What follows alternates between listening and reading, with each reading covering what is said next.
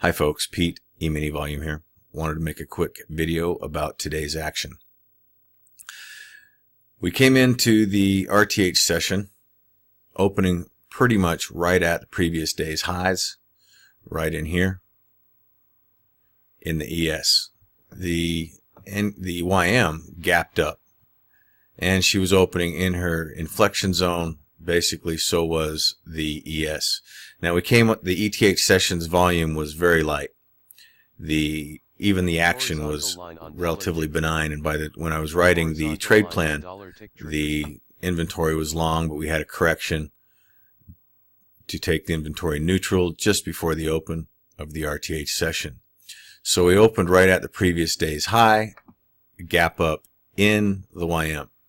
So this did give us cause for concern and a reason to not get too aggressive off the open. We saw the open, it bounced for a little bit, popped up, moved the developing VPOC up in both the ES and the YM. This was an area of not much to do in here. I was just watching it, watching the ADD and the ADSPD trend down, along with tick.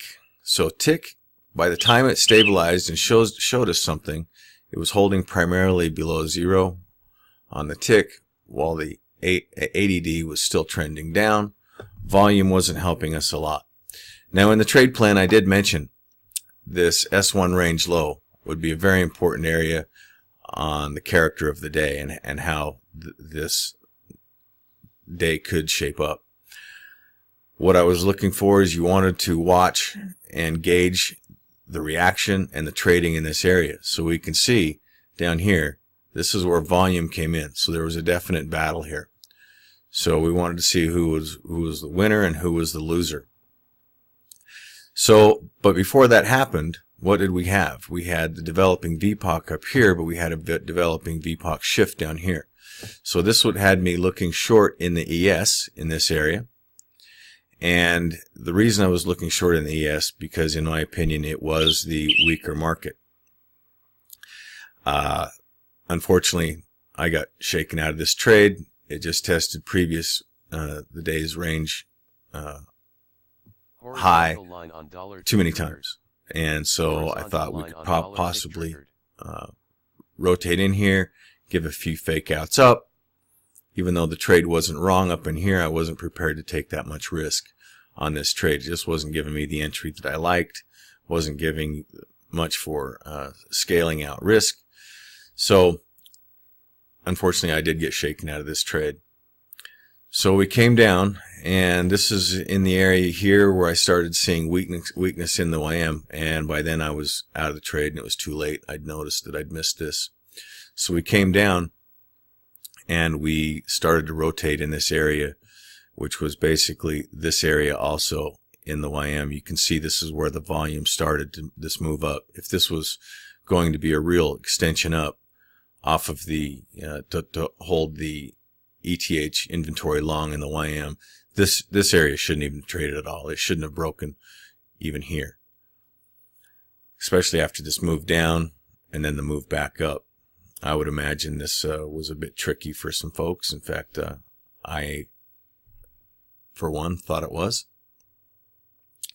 So then what did we have? We had it break this S1 range low, which I did mention was a key area.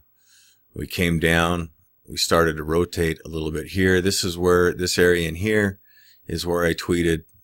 I didn't see any buyers, and I anticipated new lows.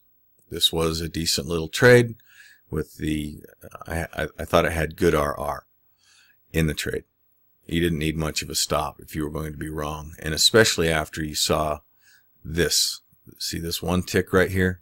How it one ticked, came down, it formed the balance area, ticked, and immediately broke down, made a new low. Now, unfortunately, this area is where the Netanyahu press conference started. I generally don't like to trade news. That's just not my game. So I did sit that out, and I am sitting out. And that's why I'm making this video. So the areas to watch going forward would be this, whoops, this balance area, especially in the YM because it did break the IB low.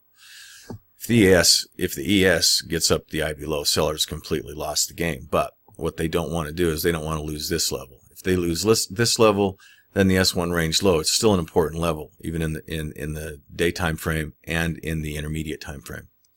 So we're just going to continue to monitor this. The spreads aren't too bad. Tick is starting to range. So once again, as I mentioned in the trade plan, it's going to be a day where I'm very picky on entry areas and I'm not looking for big trades. Okay, I hope that helped. Hope all is well today and everybody's trading well.